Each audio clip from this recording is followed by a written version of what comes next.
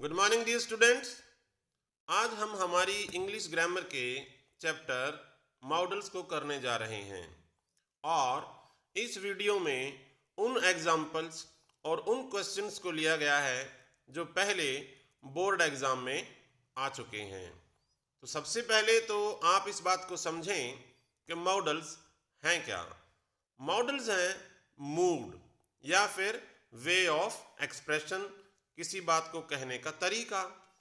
यानी कि सामने वाले व्यक्ति ने, बोलने वाले व्यक्ति ने वो बात किस टोन में, किस तरीके से कही है, ये डिपेंड करेगा कि उसमें कौन सा मॉडल आएगा। हमारे पास एक क्वेश्चन होगा और उसके 4 ऑप्शन होंगे।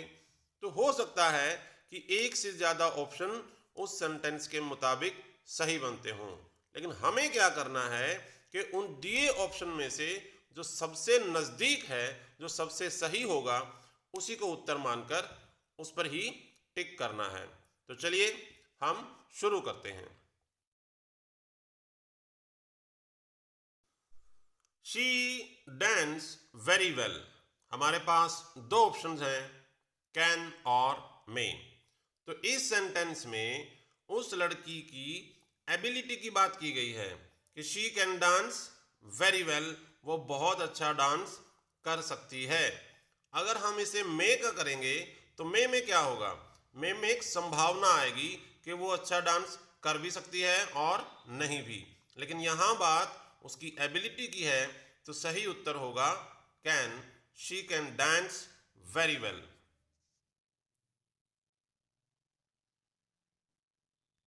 You give up smoking. अब यहां हमारे पास 2 ऑप्शन हैं, एक शुड और एक शैल। अब स्मोकिंग क्या है, स्मोकिंग एक बैड हैबिट में आती है और हमें बैड हैबिट छोड़ देनी चाहिए। तो यहाँ जो शुड आया है वो एक एडवाइस के लिए आया है, एक सलाह दी जा रही है कि तुम्हें स्मोकिंग छोड़ देनी चाहिए। अगर हम बात शेल की करें तो शेल सिंपल फ्यूचर में आता है और एक आदेश के लिए भी आ सकता है कि तुम्हें स्मोकिंग छोड़नी होगी, लेकिन ऐसा नहीं हो सकता। तो इसीलिए उत्तर होगा शुड, जो कि एक एडवाइस के लिए आया है, तुम्हें स्मोकिंग छोड़ देनी चाहिए। A servant dash obey his master। अब हमारे पास 2 ऑप्शन हैं, कैन और मस्ट। अगर कैन की बात करें तो वो एबिलिटी की बात होगी, परमिशन की बात होगी और एक पॉसिबिलिटी की बात होगी कि वो मान भी सकता है और नहीं भी। लेकिन यहाँ उत्तर होगा मस्ट। क्यों? कि एक नौकर को अपने मालिक की बात माननी चाहिए, उसकी मजबूरी है, ये बहुत ज़रूरी है। अगर वो उसके मालिक की बात नहीं मानेगा तो हो सकता है उसे नौकरी से हाथ धोना पड़े। तो यहाँ उत्तर होगा मस्ट, क्योंकि ये कंपल्शन के लिए आया, नेसेसिटी के लिए आया है। हाउ डैश यू इंसल्ट मी। अब हमारे पास 2 ऑप्शन है, एक मे और एक डेयर। अब मे की अगर बात करें, हाउ मे यू इंसल्ट मी, कि तुम मेरी इंसल्ट करोगे कि नहीं करोगे, पॉसिबिलिटी नहीं हो सकती, विश नहीं हो सकती और ये आपकी परमिशन भी नहीं हो सकती। तो दूसरा अगर हम बात करें हाउ डेयर, हाउ डेयर का मतलब होगा तुम्हारी इतनी हिम्मत कैसे हो गई। तो हमारा यहाँ पर उत्तर होगा how dare you insult me. और यहाँ डेयर जो है वो करेज के लिए आया है, हिम्मत के लिए आया है। जो डेयर है वो नेगेटिव और इंटेरोगेटिव सेंटेंसेस में ही मोस्टली यूज होता है, इस बात की भी पहचान रखी जा सकती है। It dash happen to anyone. हमारे पास यहाँ 2 ऑप्शन है, एक शुड और एक कैन। शुड का हम यहाँ प्रयोग नहीं कर पाएंगे क्योंकि ऐसी कोई चीज़ नहीं है जो किसी के साथ भी हो सके। यानी कि it should happen to anyone, ये किसी के साथ भी हो जाना चाहिए, ये बात यहाँ ठीक नहीं बैठ पा रही है। दूसरा ऑप्शन हमारा जो है कैन, वो है it can happen to anyone, यह किसी के साथ भी हो सकता है। तो हमारी सेंस यहाँ पॉसिबिलिटी की सामने आ रही है, तो उत्तर होगा can, it can happen to anyone. You consult some good doctor. अब दो ऑप्शन है हमारे पास, मस्ट और वुड। इसमें हमारा जो उत्तर होगा वो मस्ट होगा, क्योंकि जो लिसनर है उसे कहा जा रहा है कि तुम्हें किसी अच्छे डॉक्टर के पास जाना चाहिए, यानी कि वो बीमार है और बीमार व्यक्ति के लिए जो सबसे ज़रूरी है और वो क्या है, वो है किसी अच्छे डॉक्टर को दिखाना। तो हमारा जो मस्ट है वो यहाँ पर एक तरह से स्ट्रिक्ट एडवाइस के लिए यूज हुआ है। तो उत्तर होगा you must consult some good doctor. I rather die than beg. हमारे सामने जो दो ऑप्शन हैं उनमें से हमारा उत्तर होगा वुड। और वो क्यों? क्योंकि यहाँ वुड हमारा प्रेफरेंस के लिए आया है। प्रेफरेंस, हमारे सामने दो ऑप्शन है कि मैं या तो मर जाऊं या मैं भीख मांग लूं। तो वो भीख मांगने की बजाय मरना पसंद करेगा, उसने मरने को प्रेफरेंस दी। आप इसे इस तरह से भी कह सकते हैं कि जिस सेंटेंस में रादर और देन हो उसमें आप वुड का प्रयोग करेंगे। I would rather die than beg. Dash I come in sir. ये वो सेंटेंस है जिससे आप सभी भली भांति परिचित हैं, तो इसमें ज़्यादा सोचने का कुछ भी नहीं है। इसमें हमारा उत्तर होगा मे। और हम सब जानते हैं कि मे क्यों आया है। May is used here for permission. वो आज्ञा मांग रहा है कक्षा के अंदर दाखिल होने के लिए। तो may I come in sir. That I were a king. काश मैं एक राजा होता। अब जो ये काश है वो कौन सा वर्ड इसके साथ लगेगा दैट के साथ, तो मीनिंग काश बनेगा। तो इनमें से उत्तर हमारा वुड होगा। Would that I were a king. काश मैं एक राजा होता। यहाँ पर वुड हमारा एक इमेजिनरी कंडीशन के लिए आया है, जिसका मतलब हो गया काश। आप इसे इस तरह से भी कह सकते हैं कि यदि लास्ट में साइन ऑफ एक्सक्लेमेशन हो और हमारे सेंटेंस के स्टार्टिंग में डैश के तुरंत बाद दैट हो, तो वो होगी एक इमेजिनरी कंडीशन, यानी कि काश, और उस सेंटेंस में वुड आएगा। If you do not run you dash miss the train. यदि तुम तेज नहीं दौड़ोगे तो तुम्हारी गाड़ी मिस हो जाएगी। ये सेंटेंस हमारे सिंपल फ्यूचर को दर्शा रहा है कि यदि तुम तेज नहीं दौड़े तो गाड़ी मिस हो जाएगी, और उस हिसाब से इस सेंटेंस में हमारा उत्तर विल होगा। If you do not run you will miss the train. They dash to pass the exam to appear for interview. उन्हें इंटरव्यू में अपीयर होने के लिए एग्ज़ाम को पास करना पड़ेगा। ये एक तरह से नेसेसिटी है। लेकिन आप यहाँ ध्यान दें कि जो डैश के बाद टू आया है, यानी कि वो हमारे मॉडल के साथ होगा। लेकिन हमारे इन दिए गए तीन मॉडल्स में से ना तो मस्ट के साथ टू आता और ना ही विल के साथ टू आता, तो सिर्फ हैव के साथ ही टू आता है नेसेसिटी और मजबूरी के लिए। तो इसीलिए उत्तर हुआ have to.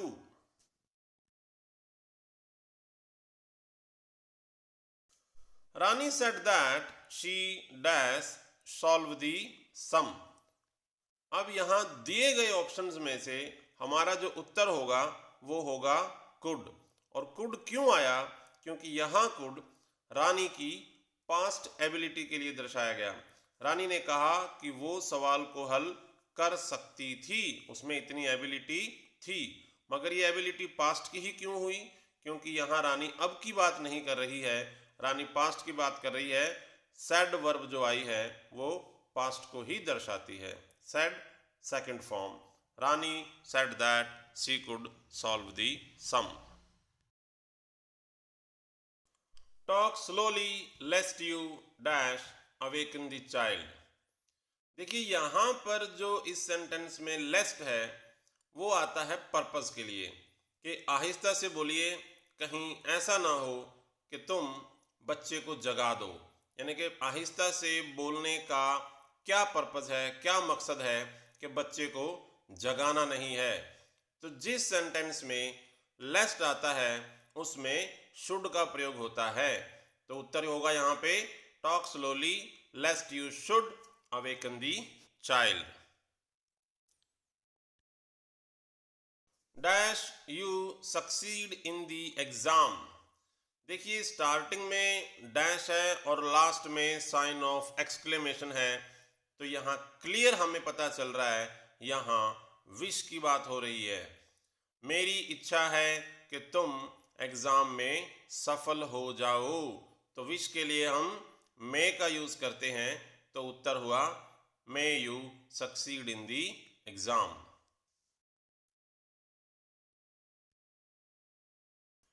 You are strong and wise. तुम ताकतवर हो और बुद्धिमान भी। You dash help me. दिए गए जो तीनों ऑप्शन हैं विल, कैन और मे। विल हम फ्यूचर के लिए यूज करेंगे कि तुम बुद्धिमान हो और ताकतवर हो, तुम मेरी मदद करोगे। कैन में एबिलिटी को दर्शाया गया है, तुम मेरी मदद कर सकते हो क्योंकि तुम बुद्धिमान भी हो और ताकतवर भी। और मैं यहाँ पॉसिबिलिटी का है कि कर सकते हो, तो हम यहाँ उत्तर कैन को मानेंगे क्योंकि बुद्धिमान और मजबूत होने के कारण उसमें एबिलिटी है। We dash practice virtue. हमें सद्गुणों का, नैतिकता का पालन। अब देखिए तीनों जो ऑप्शन हैं मस्ट, में और माइट। में पॉसिबिलिटी, माइट झिझक या पॉसिबिलिटी अगेन, परमिशन। लेकिन यहाँ बात जो है वो है मस्ट, कि हमें सद्गुणों का और नैतिकता का पालन करना चाहिए। ये एक सलाह के रूप में कहा गया है। तो we must practice virtue is the right answer. I dash study day and night in my student life. कि मैं अपनी स्टूडेंट लाइफ में दिन रात पढ़ा करता था। तो देखिए जो स्पीकर है अगर वो अब की बात करता है तो सीधा बोल सकता है कि आई स्टडी। अगर मस्ट की बात करेगा कि मुझे पढ़ना पड़ेगा, ज़रूरी है, लेकिन यहाँ पर स्पीकर के बोलने के तरीके से साफ पता चल रहा है कि वो अब स्टूडेंट नहीं है। तो ये उसकी पास्ट की एक हैबिट थी, तो इसीलिए उत्तर होगा use to. I use to study day and night. We try to speak correct English. कि हमें सही इंग्लिश बोलने की कोशिश। अब देखिए मे, शैल और शुड। में पॉसिबिलिटी, परमिशन, शैल फ्यूचर, अच्छा ऑफर नहीं। तो बात यहाँ जो सही बैठती है वो है शुड, कि हमें सही इंग्लिश बोलने की कोशिश करनी चाहिए। Again should is used here for advice. तो उत्तर होगा we should try to speak correct English. Dash we go to see a movie today. दिए गए तीनों ऑप्शन को अगर हम देखें तो उसमें विल और शैल दोनों सिंपल फ्यूचर के हैं। और सिंपल फ्यूचर में अगर हमारा सब्जेक्ट वी और आई हो तो हम शैल का यूज करते हैं। और शैल जब आता है तो वो ऑफर और सजेशन के लिए आता है कि क्या हम आज एक फिल्म देखने चलें। तो ये एक ऑफर और सजेशन है, एक क्वेश्चन भी है, तो इसीलिए उत्तर होगा shall we go to see a movie today. I go to school so that I dash become a good man. कि मैं स्कूल में जाता हूँ, क्यों जाता हूँ, ताकि मैं एक अच्छा आदमी बन सकूँ। तो यहाँ स्कूल में जाने का मकसद क्या है, पर्पस क्या है, कि वो एक अच्छा आदमी बनना चाहता है। तो इस सेंटेंस में जो सो दैट है, ताकि वो पर्पस की तरफ इशारा करता है।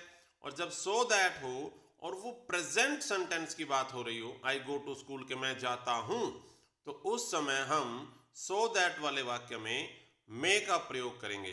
तो उत्तर हुआ I go to school so that I may become a good man.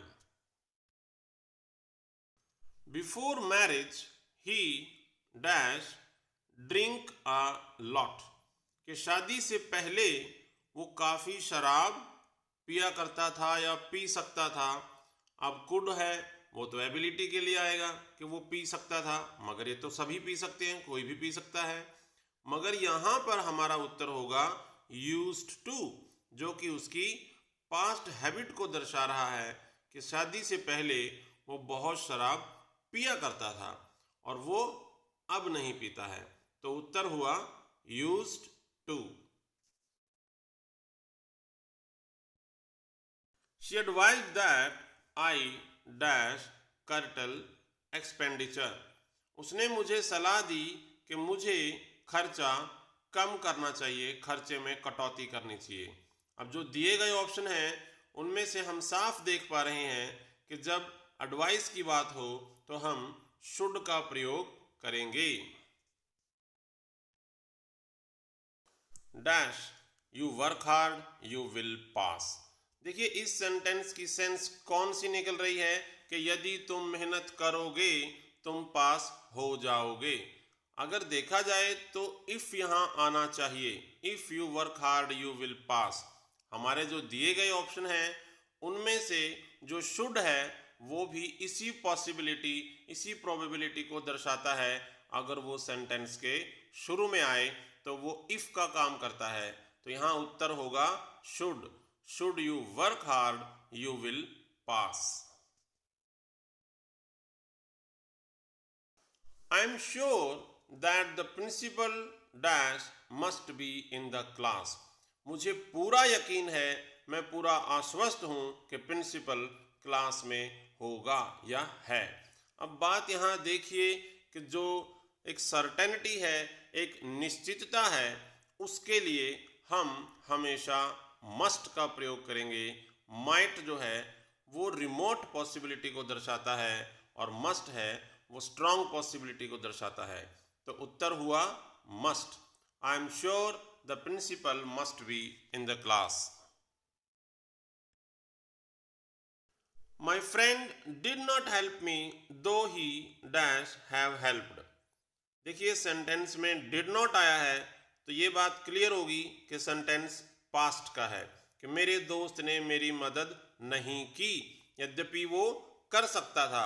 हमारे सामने जो दो ऑप्शन हैं उनमें से एक ऑप्शन फ्यूचर का है, यानी कि विल। तो पास्ट वाले सेंटेंस में हम विल का यूज कर ही नहीं सकते। तो उत्तर हमारा यहाँ कुड है कि मेरा दोस्त मेरी मदद कर सकता था मगर उसने नहीं की। तो यहाँ कुड हमारा पास्ट की एबिलिटी के लिए आया है। यू डैश टू पे योर डेट। तुम्हें तुम्हारे कर्जे चुका देने चाहिए, ये तुम्हें तुम्हारा कर्जा चुका देना चाहिए। देखिए फिर से एक बड़ी इंपॉर्टेंट बात है कि डैश के बाद टू आया है, यानी कि यहाँ वो मॉडल आएगा जिसके साथ टू का यूज होता हो। और अब हमारे दिए गए ऑप्शन ऑट, शुड और मस्ट में से टू सिर्फ ऑट के साथ ही आता है और ऑट यहाँ पर एक मॉरल ड्यूटी के लिए आया है कि तुम्हें अपने कर्जे चुका देने चाहिए। तो उत्तर हुआ ऑट टू।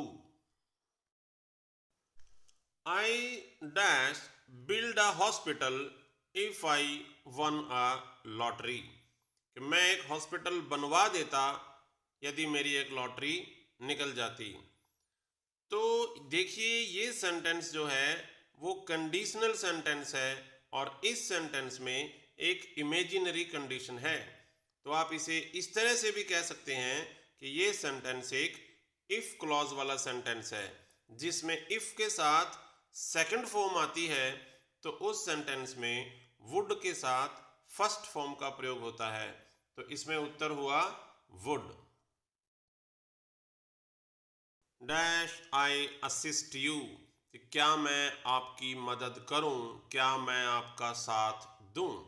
एक क्वेश्चन है, सिंपल फ्यूचर है और सिंपल फ्यूचर में जब क्वेश्चन में आई हो तो सीधी सी बात है उसके साथ शैल का यूज होगा और शैल यहाँ एक ऑफर, सजेशन, क्वेश्चन के लिए आया है।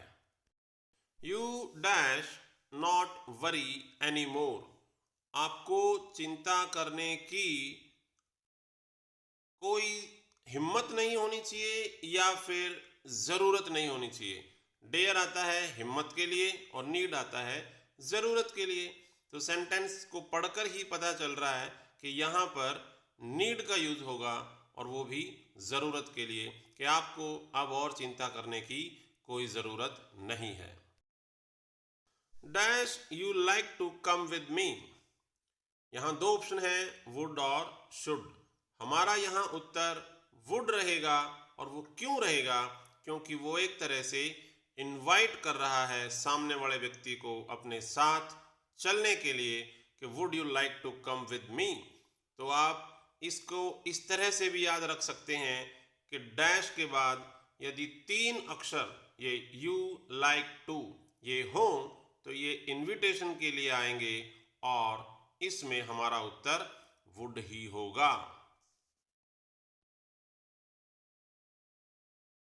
You are quite well.